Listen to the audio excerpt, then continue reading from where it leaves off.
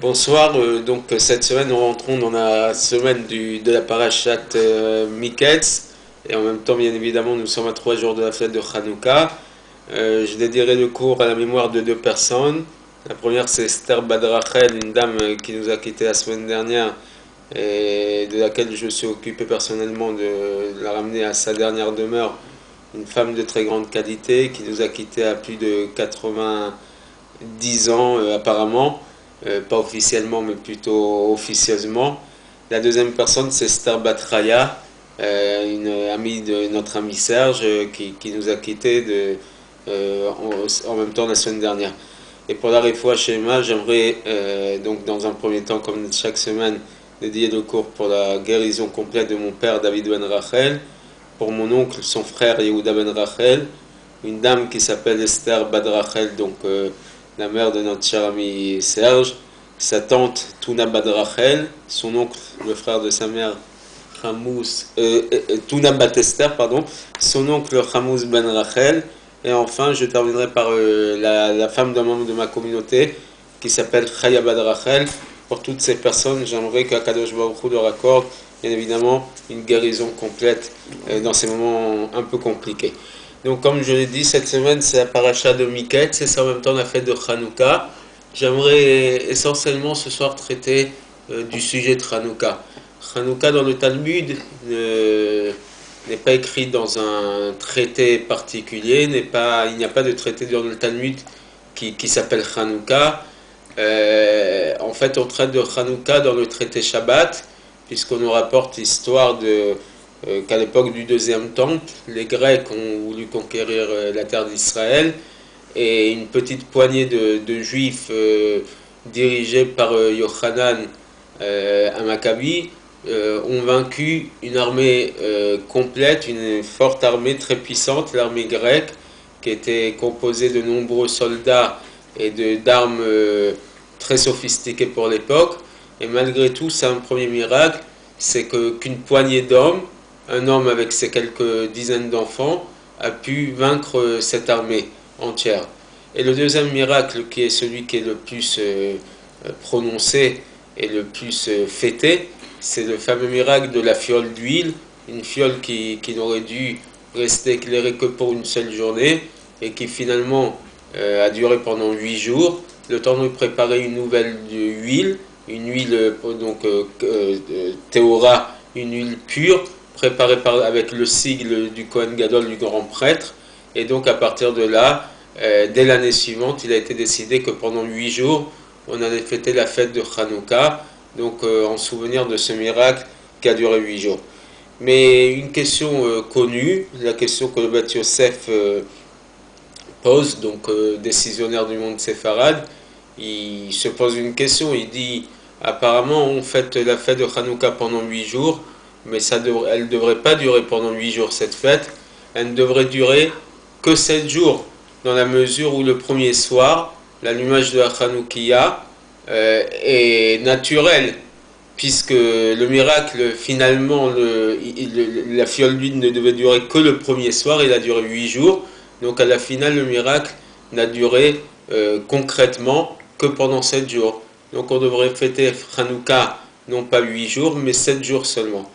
Première réponse, techniquement, on peut trouver déjà un miracle dans l'allumage même du premier soir, dans la mesure où la question est posée. Comment l'huile s'est consumée pendant la fête de Hanouka? Est-ce qu'elle s'est consumée complètement le premier soir et à ce moment-là, au lieu de s'éteindre, il n'y avait plus du tout d'huile, mais elle a continué d'éclairer pendant 7 jours supplémentaires? Ou est-ce qu'on va dire que dès le premier soir, dès la première journée, la fiole ne s'est pas consumée entièrement, elle s'est consumée qu'un huitième de sa quantité, et chaque jour elle diminuait d'un huitième. Si on dit comme ça, dès le premier jour, il est déjà miraculeux de penser que l'éclairage de la Hanoukia s'est effectué. Mais même si l'on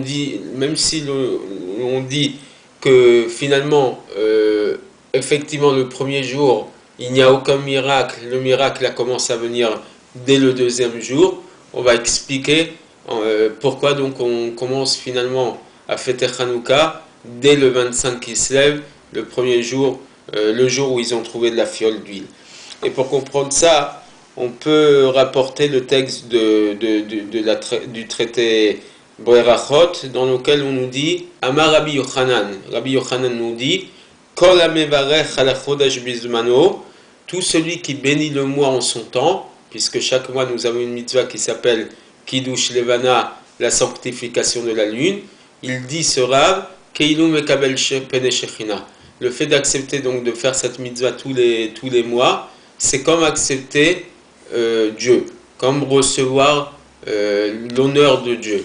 Quel rapport me direz-vous entre la mitzvah de sanctification de la lune et la réception d'Akadosh Baruch Hu? Et pour ça, il y a un des maîtres, un des commentaires du Talmud, Rabbeinu Yonah, qui nous dit, parce qu'Akadosh Baruch Hu, malgré qu'il n'est pas visible à l'œil, il est invisible. Lorsqu'on va me dire où est-ce qu'il est Hachem, où est-ce que Dieu se trouve, je vais pouvoir dire qu'il se trouve dans tout endroit, mais il est invisible, personne n'a pu le voir. Et comment la manifestation de Dieu se présente sur terre? C'est à travers les miracles qu'il produit tous les jours et à chaque instant. Ainsi qu'Isaïe, le prophète Ishaïa le dit, Achen atak el mistater, c'est vrai que toi Dieu, tu es un Dieu qui se cache, Eloke Israël Moshiach, mais tu es le Dieu d'Israël, le libérateur, celui qui produit des miracles. C'est-à-dire que il reconnaît l'absence physique de Dieu, mais c'est à travers le fait que Dieu sauve et libère et délivre Israël qu'il montre sa présence. Et finalement, la lune, elle est un peu à l'image de Dieu. Le soleil, on sait très bien que même si en fin de journée, il se cache, il se couche, mais c'est pour apparaître à un autre endroit du monde. Lorsqu'en France, à 17h en hiver, il n'y a plus de soleil, aux États-Unis, puisqu'on est 6 heures en avant, il fait encore jour et il y a encore du soleil. Et inversement, quelques heures après, le soleil va apparaître en Australie, puisqu'on est déjà rentré dans la journée suivante. Donc sur le soleil, on n'est pas du tout impressionné de son absence, parce qu'on sait qu'il est toujours présent quelque part dans le monde. Alors que la lune, au milieu du mois, elle est complètement pleine, mais jusqu'à la fin du mois, elle va aller en diminuant jusqu'à disparaître complètement pour réapparaître au début du mois suivant jusqu'au 15 du mois. Et on est beaucoup plus impressionné de son état, de sa situation, puisqu'à un moment, elle va être complètement absente, complètement invisible, et c'est comme si qu'elle n'existait pas. Et c'est une forme de miracle, finalement, plus grande que l'apparition ou l'absence du soleil. Et c'est finalement en se rendant compte que donc il y a une absence au bout d'un moment qui est à l'image de l'absence de Dieu, l'invisibilité de Dieu, mais qu'il est présent d'une manière invisible soit, mais dans une manifestation tous les jours par des miracles, par des réflexions, des prises de conscience, on sait qu'Akadosh Baruch Hu existe, et donc c'est tout à fait le rapport entre la lune et Akadosh Baruch Hu. Et maintenant, pour en revenir à cette histoire de Hanouka, même le premier jour, finalement, il est clair qu'il faut montrer, qu'il faut marquer l'idée du miracle. Pourquoi? Parce que nous ne sommes pas impressionnés de nous dire que l'huile va apporter de la lumière. Pourquoi? Parce qu'on a été habitués. On nous a montré que c'est un combustible qui pouvait apporter de la lumière. Mais Akadosh Baruch Hu, de la même manière qu'il a dit à l'huile d'éclairer, il peut aussi dire à l'eau d'apporter de la lumière, au vinaigre d'apporter de la lumière. Comme on connaît des histoires de certains tzadikim, le Baal Shem Tov et des maîtres du Talmud, qu'à un moment où ils n'avaient pas les moyens d'acheter de l'huile pour allumer la Chanoukia, ils ont pris de l'eau, ils ont dit que celui qui a dit à l'huile d'éclairer, il dira à l'eau d'éclairer. Donc finalement, cette idée de luminosité par l'huile, c'est quelque chose qui nous semble naturel. Or, on veut marquer que toute chose qui soi-disant est naturelle est finalement miraculeuse. comme cette idée de se réveiller tous les matins, de nous rendre cette neshama, de nous rendre notre âme en disant Modéani lefanecha, nous te remercions, nous en sommes conscients que tu nous as redonné notre âme. Pourquoi on a besoin de remercier Dieu? Parce que naturellement, on se dirait que l'homme, il doit vivre. Mais finalement, même ça, c'est miraculeux. Même le fait de vivre, c'est miraculeux, parce que si Akadosh Baruch Hu décide, pendant quelques secondes, un instant, il m'empêche la respiration, et je ne suis plus présent sur cette terre. Et donc finalement, en montrant ce premier jour de Hanouka, que l'on fête la Hanouka, bien que naturellement il semble que ce soit normal que cette huile, cette fiole d'huile, elle ait pu éclairer, finalement c'est pour montrer que sur tous les miracles qu'Akadosh Baruch Hu produit pour nous dans notre vie de tous les jours, dans notre vie quotidienne, nous sommes en train de remercier.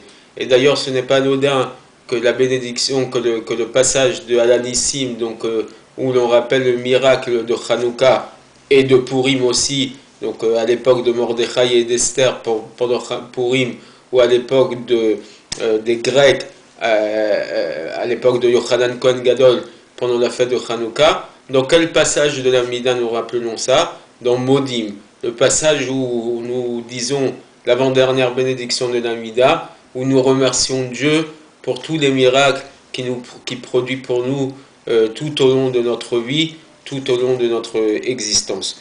Et finalement, pour marquer un petit peu le rapport avec la paracha de Miketz, parce que finalement j'ai parlé de Hanouka sans vraiment avoir parlé de Miketz, au moment où Yosef va être connu par le pharaon, puisqu'il va interpréter les rêves du pharaon, et c'est pour ça qu'on va l'appeler Safenat Paneach, donc celui qui découvre et qui interprète donc les choses cachées. Comment ils vont connaître Yosef? C'est parce qu'il aura interprété précédemment les rêves du Saraophim et du Saramashkim, du maître échanson et du maître pantier du pharaon. L'un, le maître pantier, on a raconté ça dans la fin de la paracha de Vayeshev, qui va être tué, pendu, pour avoir servi du pain empoisonné ou rassis au roi, et l'autre, le maître échanson, donc celui qui sert la boisson au roi, va récupérer la place qui était la sienne, donc de servir les boissons du roi. Et au moment où donc Yosef va interpréter le rêve de ces deux ministres de Pharaon, il va leur demander de les rappeler au bon souvenir de Pharaon. Dire que c'est un petit juif qui a interprété le rêve de ces deux ministres. Or, le maître échanson qui va être ramené à sa place, il va oublier Yosef. C'est ce qu'on a dit dans le dernier verset de la paracha de la semaine dernière. Belo zachar et Yosef vaishkacheu. Il ne s'est pas rappelé de Yosef et il a oublié. Si on voit l'histoire comme elle nous est racontée, on pourrait penser que c'est par un effet de hasard que finalement plus tard il va se rappeler de Yosef. On va penser que en conséquence du fait que Yosef va interpréter le rêve de ces deux ministres, que finalement on va l'appeler chez Pharaon et qui va devenir vice-roi d'Égypte. Mais en vérité, c'est tout à fait le contraire qui s'est produit. C'est parce que Yosef devait monter pour devenir vice-roi d'Égypte qu'Akadosh Baruch Hu, il a tourné des choses que Pharaon va rêver au début de la paracha. Donc il va rêver de 7 vaches maigres qui vont dévorer cette vache forte, ou alors de 7 de gerbes de blé qui vont se prosterner devant le soleil et les étoiles, etc. Et finalement, c'est comme ça qu'il va interpréter à Pharaon qui vont venir 7 années de grande satiété avant 7 années de famine. Mais finalement, donc, on croit que par hasard, il va monter au rôle presque unique de vice-roi d'Égypte. Mais en fait, ce qu'il faut comprendre, c'est que c'est Akadosh Baruch Hu qui a tourné des choses, que Yosef devait devenir vice-roi, et donc c'est à conséquence de ça qu'il a permis à Pharaon de faire ses rêves, pour que Yosef apparaisse dans le cadre de cette histoire. En comprenant tout ça, qu'est-ce qu'on doit comprendre, moralité, c'est que tous les événements qui se produisent pour l'homme tous les jours de sa vie ne sont pas l'effet du hasard, bien évidemment. Tout est effet du miracle continuel et perpétuel de la vie de l'homme. Chaque homme vit chaque instant de sa vie des miracles, et donc il faut remercier Akadosh Baruch Hu pour tous les miracles qui nous permettent de vivre. Et je rappellerai que le mot Nisayon, l'épreuve, vient du mot Nes, le miracle. Ça veut dire que même les épreuves, même ce qui nous semble être négatif et mauvais pour la personne, c'est finalement le début d'un miracle, puisqu'à travers l'épreuve, si on est assez fort, on arrive à dépasser, surmonter l'épreuve, on grandit et notre vie devient un miracle permanent. Et en ayant compris ça, en ayant compris que Hanouka finalement nous montre dès le premier jour l'idée du miracle dans son côté perpétuel et quotidien, ça nous permettra justement de vivre cette fête de Hanouka avec beaucoup de luminosité, beaucoup de lumière, puisque c'est la fête de la lumière par excellence. Et dans cette époque de grande obscurité, de grand froid physique et moral, de grande détresse communautaire et grande détresse pour le monde entier, on est en mesure d'apporter beaucoup de lumière. Je terminerai juste en disant qu'aujourd'hui, 24 novembre, a eu lieu dans la communauté, pour la communauté juive, les élections pour le consistoire. Je ne connais pas encore les résultats, je ne sais pas pour qui les gens ont voté, qui va monter ou peut-être poursuivre dans la continuité de l'action au sein du consistoire, mais nous sommes tous, nous devons tous nous mobiliser autour de ces élections-là, parce qu'au-delà de tous les problèmes internes à la communauté, à savoir les problèmes de cache-route, les problèmes communautaires, il y a d'autres problèmes qui vont se greffer et qui nous rappellent quelque part un peu l'époque de la xéra, du décret que les Grecs ont formulé contre le peuple d'Israël, puisqu'actuellement en Europe et en France, il y a des sujets d'inquiétude qui sont en train de monter, puisque les différents gouvernements au sein de l'Union européenne et au sein du gouvernement français veulent nous interdire deux mitzvot qui sont fondamentales pour les juifs, à savoir donc la Brit Mila, la circoncision à l'âge de 8 jours, et l'abattage rituel, la Shechrita. Et ça fait partie des mitzvot, enfin surtout la Brit Mila, que les Grecs ont essayé d'empêcher de faire au Bnei Israël. Donc c'est de cette manière qu'ils ont essayé de nous helléniser, donc de nous assimiler à leur science. Ils n'y ont pas réussi à l'époque. Je ne vois pas pourquoi aujourd'hui ils réussiraient, mais toujours est-il que ceux qui ont été choisis dans le cadre des élections consistoriales doivent bien évidemment prendre toute la mesure de ce que ça implique, ces différentes votes, ces différentes décisions des gouvernements, et ils doivent se positionner bien évidemment sur la Brit Mila, parce qu'il ne faut pas attendre que les lois soient votées pour protester.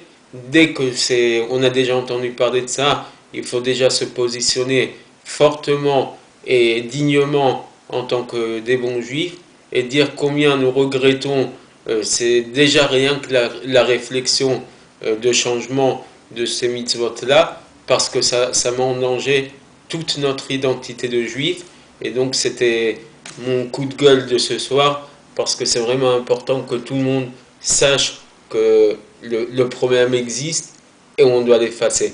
J'espère qu'on effacera très rapidement avec la venue de Mashiach, qu'on pourra passer ces fêtes de Hanouka dans le 3e temple reconstruit avec Yochanan Cohen Gadol et tous nos grands sages. Shavuot Tov et à bientôt.